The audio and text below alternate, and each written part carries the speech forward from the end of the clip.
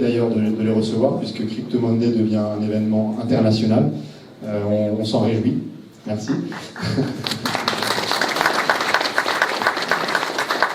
J'attendais pas les applaudissements, mais ça fait plaisir. So, thank you very much everyone for attending the 7th edition of Crypto Monday Paris. We are very pleased to welcoming you here. We started this event 7 months ago at Anaxago. It was very small. We were not a lot, but some of you were here. Thank you for those who were here. We are a team of several backgrounds. So Chain Accelerator is organizing the event, Michael, DataLens, Woolton, ourselves, market maker in the crypto space, Frisco, the communication agency. This event is at BPI France, as you see, so we thank them very much for this. It is a prestigious place, especially for a crypto event. We see that BPI France is taking a clear stand on this ecosystem, on blockchain and cryptocurrencies, as you may have seen on the news. We have also the privilege tonight of having François Xavier from Arc Ecosystem, and that a lot of you already know, I think, and Franck Gader, also former AMF head of FinTech, and now running the FinTech team at Gilles Loiret-Noël law firm. I will give the speech to Arnaud Codou, who will give you an introducing speech. So thank you very much, Arnaud, for welcoming us. And last thing, thank you also to Olivier, Ramey, Johan, Kojol, Benoit, and Yvan, who helped us organizing this and who pushed inside BPI on the crypto and blockchain side. Thank you. So hello everyone. Well, thank you for being here. We are very happy to welcome you. This place, I don't know if it's a prestigious place, but this is your place. This is the place for all innovative ecosystems. So this is your place, and we are very happy to welcome you. We are very happy also that Crypto Mondays are clearly taking off. I was actually impressed by the number of people in the room, and everybody's telling me it's surprising that there is not more people than that. So I understand that people are going to come later on, and that you will be even more numerous in a few minutes. The only problem is that they're going to miss my introductory speech, but that's not the main point, so I'm going to be very brief. Actually, I come humble, I'm the one talking, and as usual, the one talking is not the one knowing, so the team here would have been much more efficient than I am for introducing this event. They are in the process within BPI France. I guess like any crypto something, they are in the process of going from the shadow to the light. So they have been working hard, they have been building knowledge, and they have been building consensus within BPI France, and we have now a very clear stance and a very clear opinion of what we want to do, as you mentioned, and what we want to do is support this ecosystem. We can do many things for that. First, we can help networking, so you're welcome here again. If you want to come back, you will be welcome back, and you don't have to support my speech every time. Now, this is done, so next time you can just come and do what you have to do. On top of that, we are ready to help any kind of projects which we will consider worth being helped, and we have some much more robust criteria for that now. So we are here to work with you, basically. So again, thank you for this Crypto Mondays. Very happy that this is happening in France. So thank to you, thanks to Karim, thanks to Charlie. Again, we need people like you, and we need the ecosystem to thrive and to live and to expand. So anything we can do to help, we'll be happy to do so. So enjoy this Crypto Monday, and I leave the floor to Franck and François Xavier, who will be much more interesting than I am. Enjoy.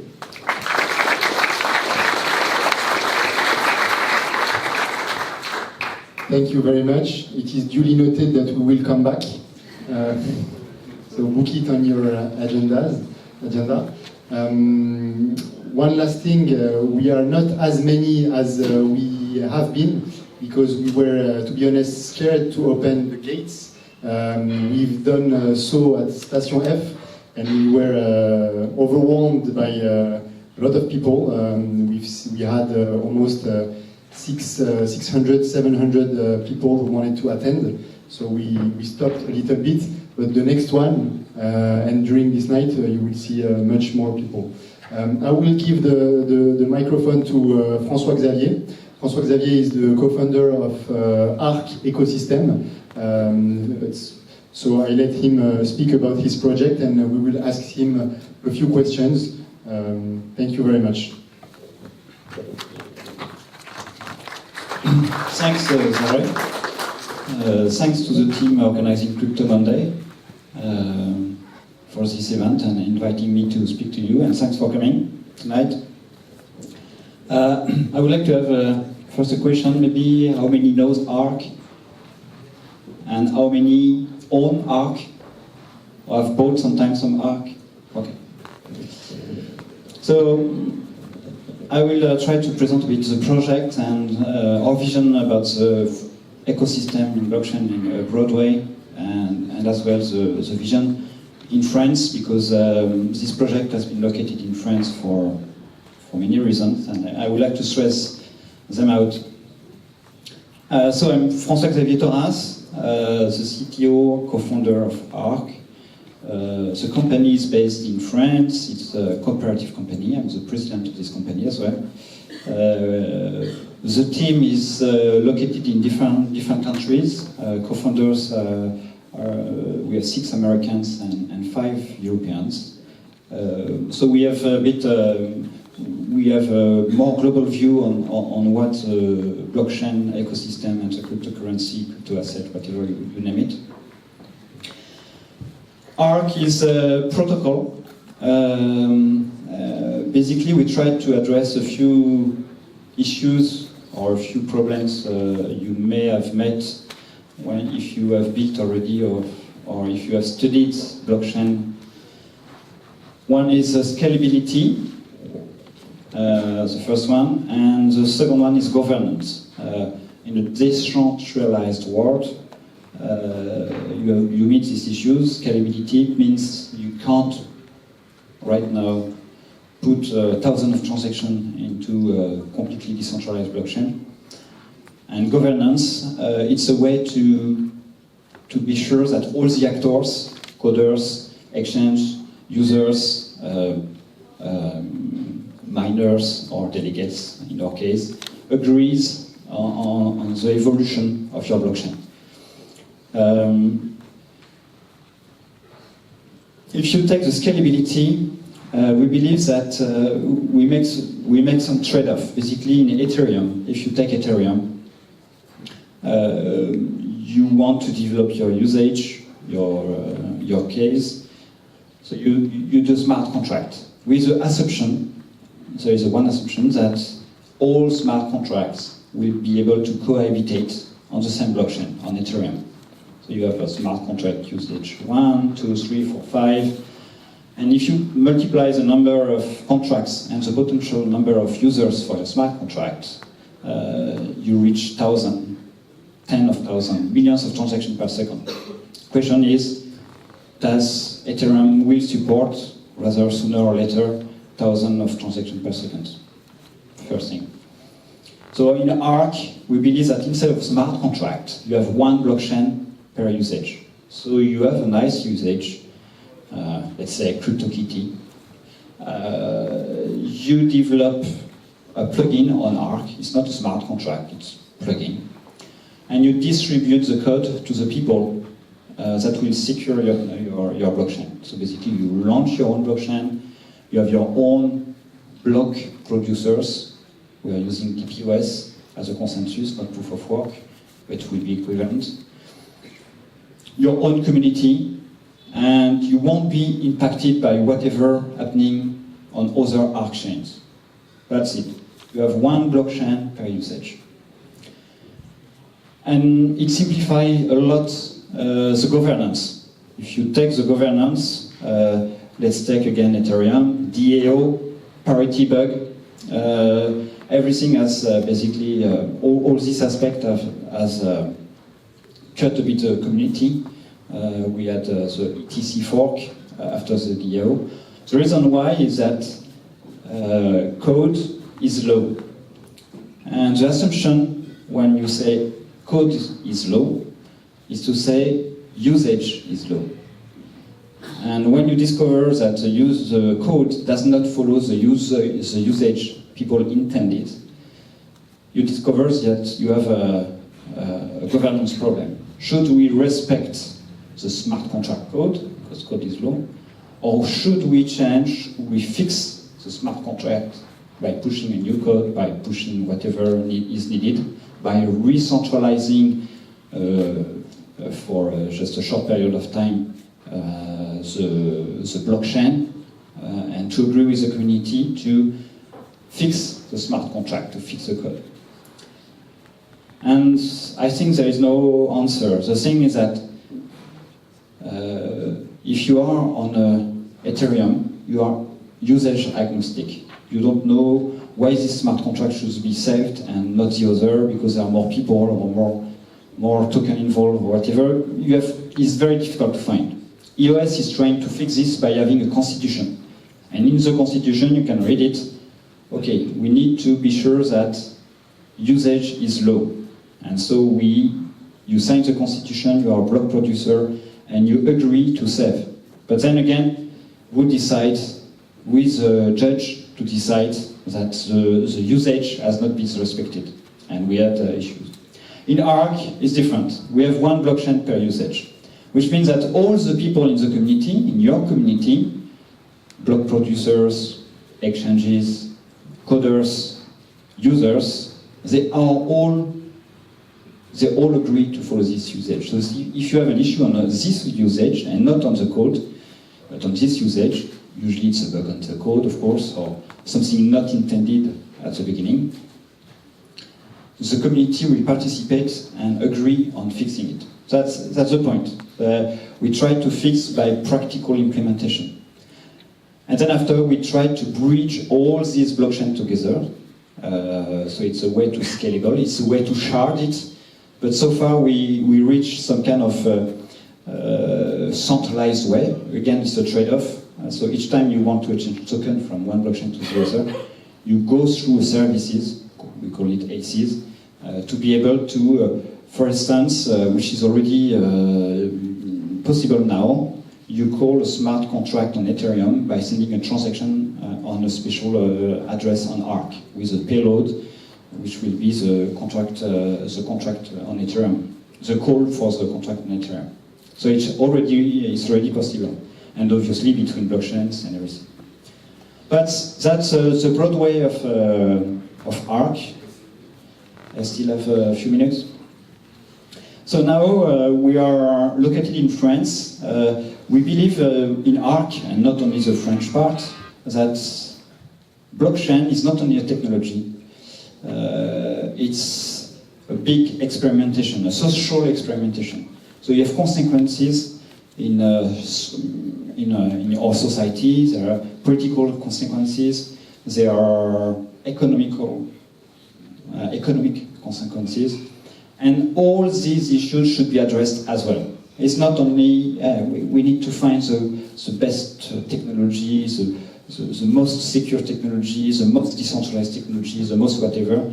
No, we need to be aware that the usage you want to develop, it's not working yet. If who has some tokens here? Who has used these tokens for something else than exchange or sell it at a higher price? And who is able to prove in a society, for instance, to make value of it? Say, like for instance, smart contracts. I have registered my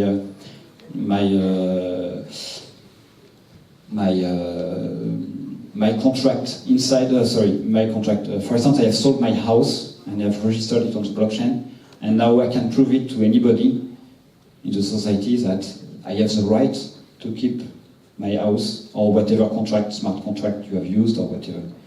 What's done is it's difficult because this is the very usage. If you want to use a token for anything else than payment or for stacking, it's be difficult. The reason why is that because the society is not ready to understand and to accept this. So there is a really a lot of work to do that. And I'm linking to what happened recently, and I'm finishing with that.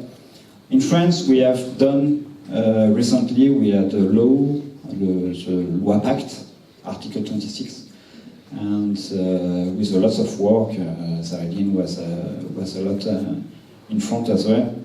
We managed to together to make some kind of change to be sure that people working on blockchain will be able to be banking, to have bank, to the right of bank, to be able to act properly like any company.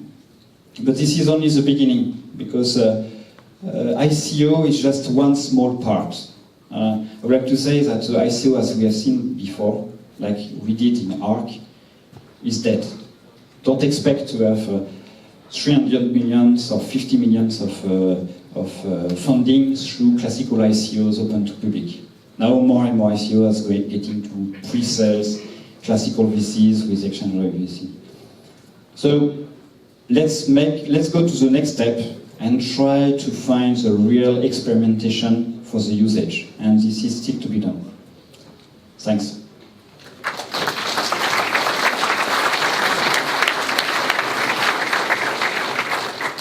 Thank you very much, François. So what I understood from Arc ecosystem is a very old, not very old, but a known problem in blockchain relating to scalability. And we see two ways that people, in the way people address it. So either by having one blockchain that creates all that holds all the usage, like Ethereum, with all the usage, all dApps, etc., and implementing a sidechain or Lightning chain network on it, or either what Arc is trying to do by creating one blockchain for one usage. So my question is, how successful is it so far? For Arc, what are the tests? How is the usage so far?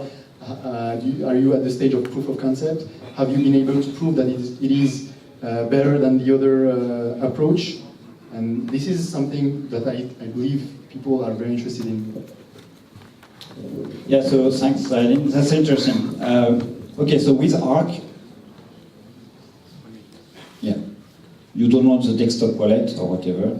You can register whatever document in Arc. You can already do that, but nobody is doing that because there is no impact in the society. So to come back to your very question, in Arc we are developing partnerships already and we want to move further.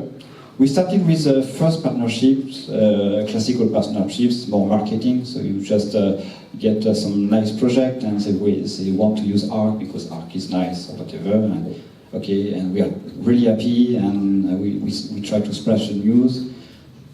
But it doesn't move on. So we try to change a bit now our new partnerships, and we try to be more involved in the sense that we need to push more to the usage with our knowledge to understand to understand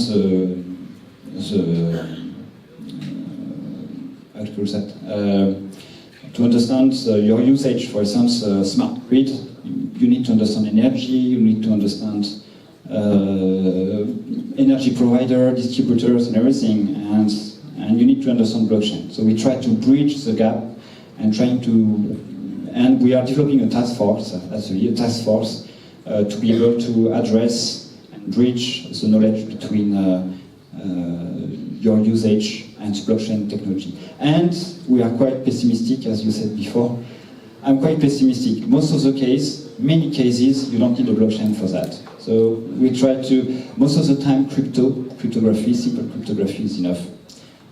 But blockchain is somehow some kind of normalization. So it's not completely wrong. Don't take this project as always needed to be decentralized. Yeah, it needs to be secure. Thank you very much. So we will welcome now Franck Guyader, who a lot of you may have known from his former job at the French financial regulator. He's been key in the ICO regulation, especially the visa regulation for the ICO, and he will present first himself because he has done a lot of other things, and what he is doing now at the heart of the ecosystem still. Thank you very much.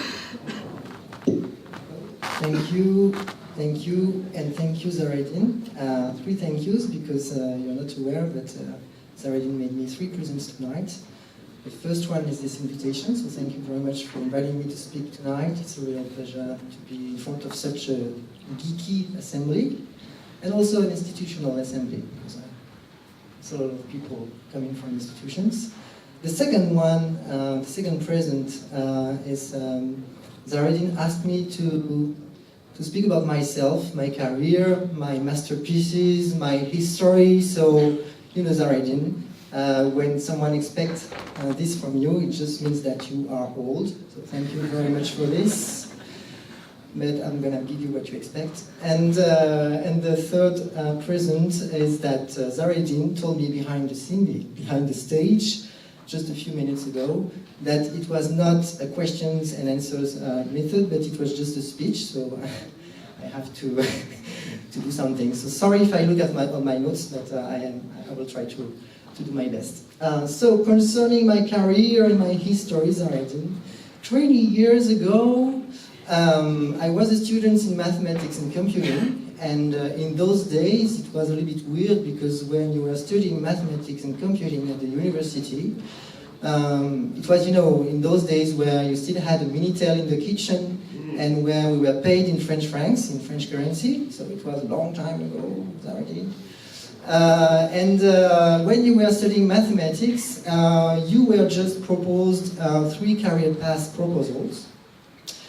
Becoming a teacher or doing some research without any kind of financing, why not?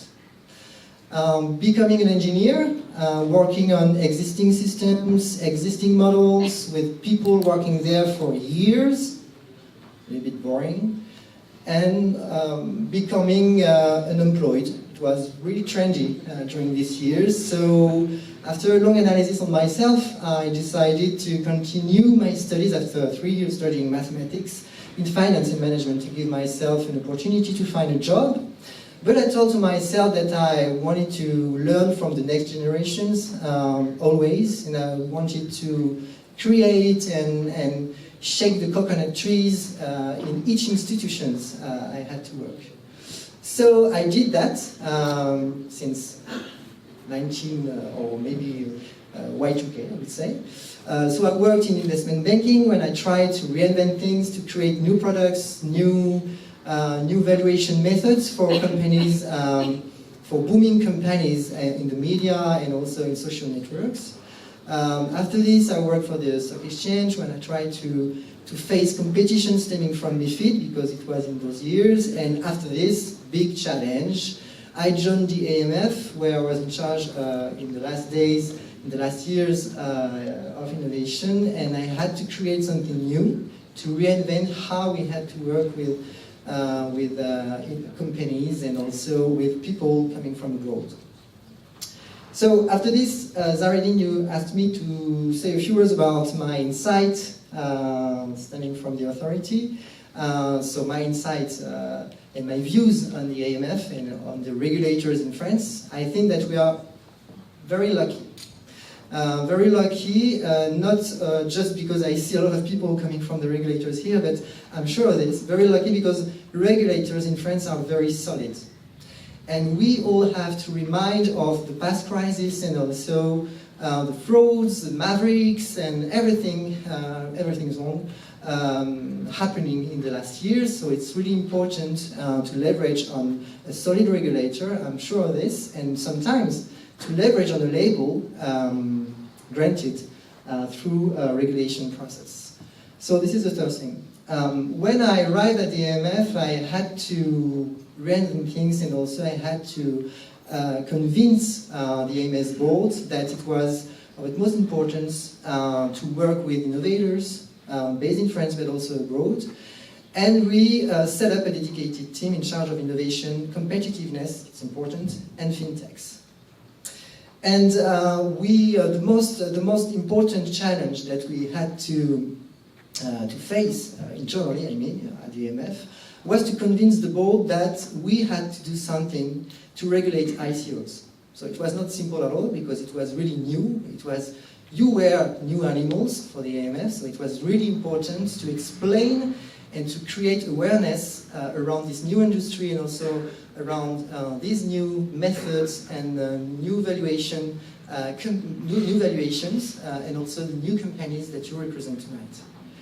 And I'm very happy to see that last week a regulation concerning ICOs has been inserted into French law. We are pioneer worldwide, so I think we can be proud of this. And we have to use regulation as a label to promote our regulation internationally, but also to promote the ecosystem internationally. So it leads me to the ecosystem. I think that we have in France the most concrete and creative ecosystem throughout Europe. It's also something new, because it was not like this, we say 3 years ago, maybe 5 years ago, but today I can tell you that. If you look at all the expertise, born in France, made in France, recently located in France, particularly because of the Brexit, we see a lot of expertise in technology, design, data mining, mathematics, finance, and also food. And I think that now we have all the ingredients to develop further and to build something concrete and something strong at the international level. Of course, there are still lack in terms of financing, for instance, so it's much better than it was 3 years ago, but we still need more financing in France, but it's a little bit better. And also the public bodies made a lot of efforts to set up dedicated team, as I previously said, to accompany you in your developments, both in France and at the international level. So now, what do we need? I think that we need to set up all together a strong business plan for France, and I often say that we need to position France as a European digital office. If we compare to the Luxembourg in the late 80s, I think, Luxembourg created this business plan for the place, and you know, we all know that Luxembourg today is considered as the back office, the European back office in the realm of asset management. So we can build this for France now, and I believe in this objective. So to my views, I see 3 priorities to deal with in the coming months to set up this strategic plan for France. The first one is to put a cherry on this cake with a positive and strong tax answer. I know that a lot of work is on the table, but we need to accompany this trend. The second is to federate more and build together a strong and resilient ecosystem to promote internationally our ecosystem. We cannot just do things, you know, beside, but we need to work all together and to promote it. It's really important. And last but not least, we also need to continue innovating in regulation and to stay ahead of the future regulations in Europe. That's why it's really important to federate our forces at the EU level in order to make something concrete for the European Commission, the Parliament, and even beyond. Sorry? Oh, I just have 2 minutes. This is the 4th present. So let me see, what can I say? No. So my role, maybe just really briefly, my role at Gide. Gide, for those who are not aware, is an international law firm based in Paris. We have more than 500 lawyers based in Paris office, but we have approximately the same number of lawyers based outside. And we have a strong expertise in capital venture, but now the firm wants to go further That's why we have decided to set up a dedicated team made of lawyers and non-lawyers like me to accompany fintechs and also all the innovative projects in their development. So we have the capacity to understand the economics, and I would say the tokenomics of your activities. We also have the capacity to anticipate rules, because the most important part of our team comes from the regulators, so we have a strong vision on the future rules at the EU level and at the French level. And we can also accompany you in your lobbying, of course, because we are a law firm.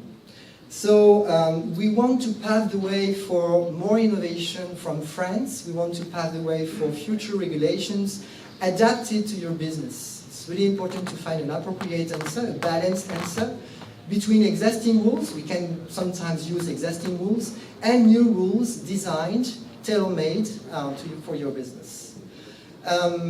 Also, I'd like to say that we want to give a strong impetus to the development of technologies from France through the association, through the AFGC, because we want to work with you, and I will have the chance to work on ICOs. I mean the implementation of the rules for ICOs. Maybe we can think about something new for French people, for French companies, but also for companies willing to develop their activities from France. And I think that we could work on the Banking Act. It will mean that incumbent players, banking groups could clearly set their expectations for innovators. So we need to understand perfectly well what banking groups expect from innovators in terms of AML, KYC processes, and so on. It's really important, of course, for the resilience of the ecosystem, as I said previously. And we want, through this Banking Act also, for innovators to make a step forward and prove that innovators can also institutionalize their business and have a vision in the long run in order to make sure that at the end of the day, France will win.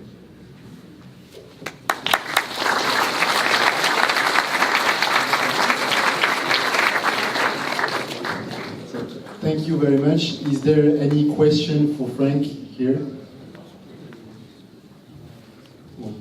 Don't be shy. Don't be shy. Here's a question.